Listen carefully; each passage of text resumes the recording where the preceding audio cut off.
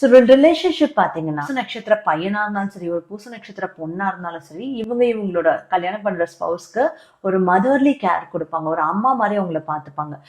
உனக்கு இது வேணுமா, இது செஞ்சு தர, இது பண்ணலாம், இது சாப்பிட, இப்படி பாத்துக்கோங்க உன்ன அப்படின்ற மாதிரி அந்த எக்ஸ்ட்ரா அஃபெக்ஷன் எடுத்து பாத்துக்கிறது எல்லாமே இவங்க பண்ணுவாங்க.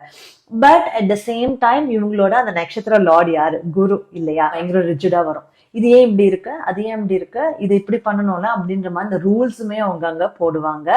அண்ட் இவங்களோட ரிலேஷன்ஷிப்ல பாத்தீங்கன்னா ஒரு பூச நட்சத்திரம் ஒரு குடும்பத்துல பிறக்குதுனாலே in some or the other way inter caste marriage இல்ல இன்டர் ரிலிஜன் மேரேஜ் இல்ல ஏதோ ஒரு டிஃப்ரெண்ட் இல்ல லாங்குவேஜ் டிஃப்ரெண்டா இருக்காங்க, இந்த மாதிரி ஏதாவது ப்ராமினன்டான டிஃபரன்ஸ் இருக்கு, அந்த மாதிரியான மேரேஜ், இந்த மாதிரி ஏதாவது ஒரு டிஃபரன்ஷியேட்டிங் ஃபேக்டரோட அந்த மேரேஜ் நடந்திருக்கிறதுக்கான ஹை சான்சஸ் எய்தர் இவங்க லைஃப்லயோ இல்ல பூச நட்சத்திரம் இருக்கிற அந்த ஃபேமிலியோட எக்ஸ்டெண்டட் ஃபேமிலி இல்ல சொந்த ஃபேமிலிலயோ நடந்திருக்க சான்ஸ் இருக்கு.